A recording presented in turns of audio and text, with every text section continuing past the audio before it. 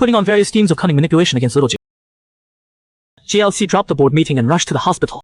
Only after seeing Zhang Chenfei on the hospital bed did he heart finally raise. Thank goodness his arms and legs are still there. Jiushi put his own jacket on Zhang Chenfei. Just as he was about to turn around to call the doctor, he was grabbed by the wrist. Are you happy to see me get hurt? Even though Zhang Chen's arm just wrapped around his face was still handsome. Jiushi immediately got it. When he heard Zhang Chenfei got into an accident, he was scared. How could this guy say such hurtful things? Zhang the dummy, what do you mean? This was Zhang Chenfei. Zhang Chenfei gave a wick. He pulled Jiaoxi over and pressed him into his arm. As long as you behave, I'll pay off all your dad's debts. Also, call me a Jiaoxi was completely confused by this weird statement. Zhang the dummy, did you hit your head too hard? My dad's a trillionaire. Jiaoxi struggled constantly in Zhang Chenfei's arms. I'll find a doctor to check your brain. Zhang Chenfei held on tight, and this scene was just witnessed by the traffic cop, who came to investigate the accident. Jiaoxi bounced out like a fish that got electrocuted. To check his dash cam footage. In this era, smart brains had replaced phones. Smart brains had two parts. The internal part was a chip implanted in. The external part was like a watch. Zhang Chenfei's external device was damaged in the crash and couldn't be used. Luckily, Jiaoxi had shared access with him.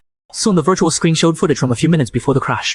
Zhang Chenfei first called Ji outside, then downloaded the domineering CEO romance novel to listen. He crashed just a few minutes into listening. The traffic cop took the video evidence and went elsewhere to investigate. The doctor came over awkwardly with the test results. Your husband has developed a distorted perception of himself and actually it's not a big problem. He can be discharged now. This isn't a problem. The doctor shook his head helplessly. We don't have a way to treat this right now. You should take him home and observe. Jiaoxi looked at the still grinning dominant male and reluctantly said, in the hallway, two handsome men attracted countless young ladies to look back. Yet Zhang Chenfei went in to drop. Man, what tricks are you trying to pull? She ignored him with a dark expression. In the parking garage, Jiaoxi had just opened the car door. When Zhang Chenfei pushed him down onto the passenger seat. Are you trying to escape? Half a second later, he awkwardly looked away. Wrong. In your dreams, I'm driving. As soon as he finished speaking, the door slammed shut. Zhang Chenfei gracefully sat in the driver's seat, hit the gas and sped away. Soon the car stopped at a suburban. All the servants ran over. Jiaoxi was pulled out of the car. From today on, you all must call him Meta. The servants looked shocked. Haven't we been calling him that for 7 years already? She felt incredibly embarrassed, covering his face while saying they were just joking. Just 2 steps, Zhang Chenfei carried him on his shoulder. Just like that, Jiaoxi was carried into the bedroom in front of everyone. The old butler blushed and sighed. Young people sure know how to have fun. In the room, Jiaoxi was still confused. Zhang Chenfei was already the Afterwards, Jiaoxi went to the bathroom to shower. Zhang Chenfei stood at the door looking fierce. If you don't behave, I won't pay a cent of your father's debt. Jiaoxi replied sarcastically. I'm so scared.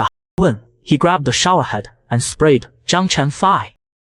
Jiaoxi was so exhausted he fell asleep quickly. Zhang Chenfei looked at Jiaoxi's shoulder, peeking out from the blanket. After huffily tucking the blanket around him, he pulled him into his arms. Finally, I'll do as you wishes. The next day, when Jiaoxi woke up, a red dress was thrown in front of him. For you, come with me to the company today. Jiaoxi picked it up. Wasn't this his own dress? But Zhang Chenfei's reaction was, look at this pitiful expression. At breakfast, Jiaoxi couldn't eat much because of stomach pain. Zhang Chenfei started acting up again. You're this nervous about going to the company. How can you be my man, dear Zhang? This made both Jiaoxi's mouth and stomach twitch. Half an hour later, the CEO led little Jia to his company Shifei Technology. Walking into the CEO's private elevator under the employee stairs. Zhang Chenfei looked smug. I bet the employees are curious. Jiaoxi asked expressionlessly. Are you Jilla? Jiaoxi gritted his teeth. Zhang the Damia, just you wait. When the employees heard Jiaoxi was coming, crowding at the elevator door, they started praying. God of wealth, please don't mess up today. Cupid, please don't let the CEO get scolded today. In the elevator, Zhang Chenshan naturally pressed the top floor button. As a CEO, I should have the top floor office. Jiaoxi laughed out loud and pressed the button for the middle floor of the building. Sorry, CEO, to burst your bubble. Your office is on the middle floor. Convenient for communication and escape. Zhang Chenfei pouted. That's not classy at all. As soon as the elevator opened, 3 secretaries were already standing at the door. Seeing inside there, their work reports were 10 times faster than usual. Zhang Chenfei then said to Jiaoxi, from today you're my assistant, in charge of serving and making me happy. Jiaoxi's face turned red as he quickly pushed him away. He told the secretaries to bring the urgent files. The secretaries rushed out like the wind. Zhang Chenfei the stuff. I'm the CEO. Why does everyone listen to him? After a half-second daze, he turned to see had already skillfully turned on the computer. Zhang Chenfei realized something was wrong. Jiaoxi down onto the chair. Zhang Chenfei's imagination was beyond what Jiaoxi could follow. But Zhang Chenfei was still following his script. You can't handle the price of betraying me with a rip. His color was. Jiaoxi struggled in horror. This is my brand new outfit. The secretary walked in just in time to see this heartwarming scene and rushed out like the wind again. Zhang Chenfei stood up and decided to spare Ji for now. He went to the computer and cruelly changed the password. The password. Don't try to use the computer anymore. Jiaoxi fixed his tie and stood up. Is it 1316? Zhang Chenfei looked shocked. How did you know? Obviously. That's my birthday. That afternoon, Jiaoxi dragged Zhang Chenfei to see a private jet. But Zhang Chenfei refused to cooperate, so JLC had to go along with his script. But first you need to pay a deposit.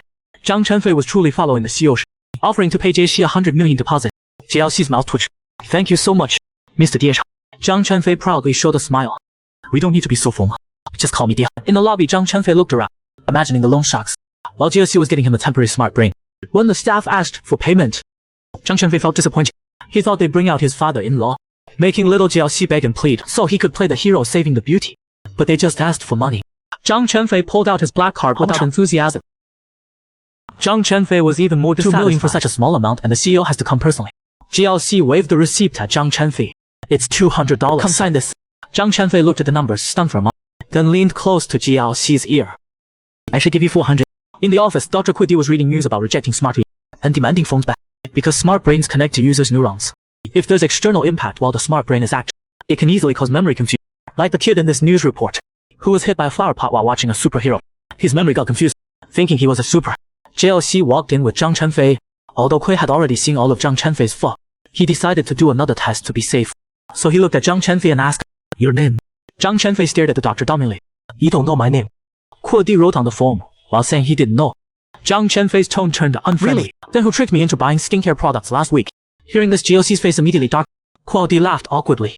Haha, normal memory is fine. After the diagnosis, Dr. Kui finally had result. Zhang Chenfei was like the kid in the news. Normal memory intact, but some memories had been replaced.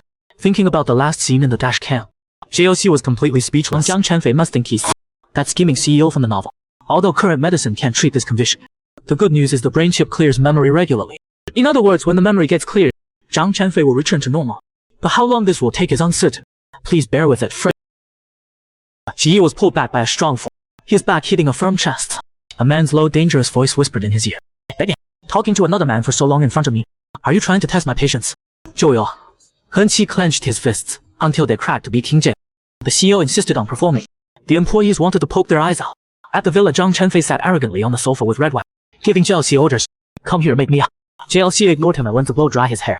Zhang Chenxiang slammed his wine glass on the coffee table. Come here, don't make me say it a third time. JLC looked back at him, then walked over with the hairdryer and turned Zhang Chenfei into a lion's mane. But in Zhang Chenfei's eye, JLC's behavior was flirting with him. He moved closer. Make me, and I'll give you everything you want. JLC patted his lion's mane. Be good and go to sleep. But to Zhang Chenfei, JLC lying in bed was playing hard to get. But JLC just wanted to sleep while Zhang kept rambling by the bed following his script. JLC couldn't take it anymore and kicked. If you won't sleep, get out to the living room. The next day when JLC woke up, he got from Zhang Chenxiang. I don't want it. JLC angrily threw it back. $100. My little JLC really isn't moved by money. Take it. JLC took it and tore it up. Zhang Chenfei wasn't happy. He wrote another $200 check and forcefully stuffed it into JLC's shirt pocket. Whatever I give you, you have to accept. JLC had enough. Well, first off, I'm the guarantor on your checks. If you overspend, it comes out of my money. Then he stuck the check directly on Zhang Chenfei's forehead. Zhang Chenfei was planning to teach him a lesson, because JLC wouldn't take his check. So he prepared to mess with JLC in the company elevator. Meanwhile, several secretaries were waiting at the CEO's office door. When the elevator doors opened, everyone immediately looked. They saw the two CEOs kissing. 张帝琛赏雅，我刀尖上的小马. A chubby secretary immediately pointed at the wall and shouted, "Discipline." The other secretaries immediately looked over in unison, because they turned their heads too fast. Their necks made an unhappy crack sound. Zhang Chenfei stayed in that position, letting the elevator doors slowly close.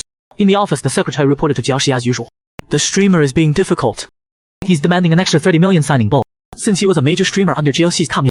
The secretary thought maybe they should agree. But JLC said, add 50 million and get that live streaming Demon King. Tell this streamer to get lost. The secretary packed out the signed.